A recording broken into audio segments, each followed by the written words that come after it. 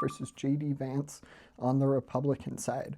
So we'll start out with the swing state of Nevada and end in the East. For the first swing state, I'm going to put the state of Nevada into the lean blue column. This state, I think, is most likely going to go blue. Before we get to any other states, though, I would always appreciate if you guys liked and subscribed. Looks like I got about 5 subscribers since the last video. Hoping to get to 1,000 as soon as possible. But that is going to be back to the call. That's going to be the call there in the state of Nevada. Then we're going to get to the state of Arizona. I do think Arizona is certainly more Republican friendly. The state proved itself when it went to Trump by a lean margin, when every other of the core 7 swing states just went to Trump by a tilt margin. So I do think the states will be close because they are by nature swing states. But as far as Arizona goes, I think that that state would be slightly more narrow. It would also depend, J.D. Vance, certainly a more approachable candidate than Trump, so I think that that would help him. Pete Buttigieg, though, definitely more of a moderate, and he does well at appealing to conservatives and Republicans. He's appeared on Fox News on a couple of occasions, and I think that his more moderate messaging would be able to win the state of Arizona.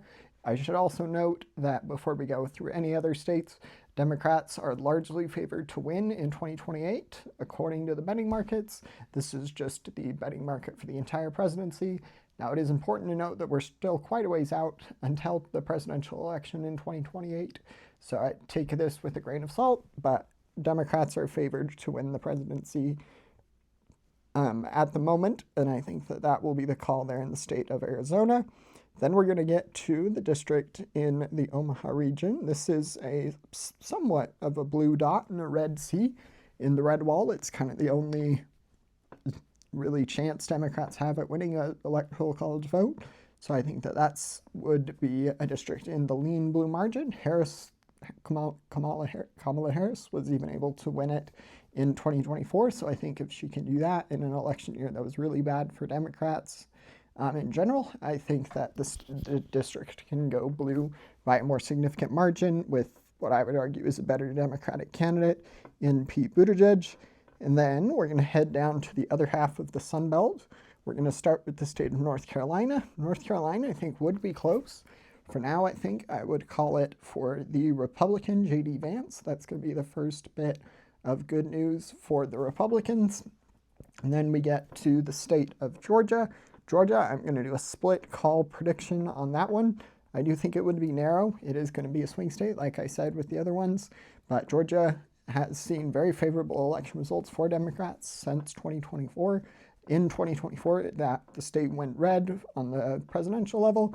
It will also be interesting to see how these 2 states, as well as a variety of other states throughout the nation, end up performing on election night come this November during the midterms. But I think if the presidential election had to be called today, I think Pete Buttigieg would narrowly win that state. And then we get to the state that I am reasonably confident in predicting. I think Wisconsin would probably be the second most likely state to flip back to the Democrats. If I remember correctly, it was the closest state in 2024. It did, of course, end up going to Trump, but that is going to be the call there in the state of Wisconsin. And then we have the remaining 2 states in Michigan and Pennsylvania. Pete Buttigieg needs to win one of them. J.D. Vance would need to win both, and then the vote would go to the House. It'd be a somewhat complicated process. I do think Vance's best hope comes in the state of Pennsylvania. However, I'm going to go start with the state of Michigan, where I think the state would most likely end up in the Democratic Party's column. Pete Buttigieg, former mayor of South Bend, now resides in the state of Michigan, so I think he would win his home state. J.D. Vance is, of course, winning his home state, the state of Ohio, by a way more solid margin, but Ohio is generally a more Republican-favored state, so I think that that is very reasonable to assume. So that is going to be a Pete Buttigieg victory, 284 to 235.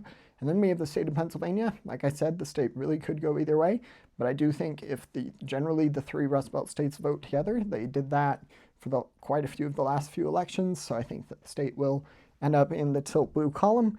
I do think it would be a close match, but that's going to be the call, 303 to 235. Don't forget to like and subscribe. Thanks. Bye.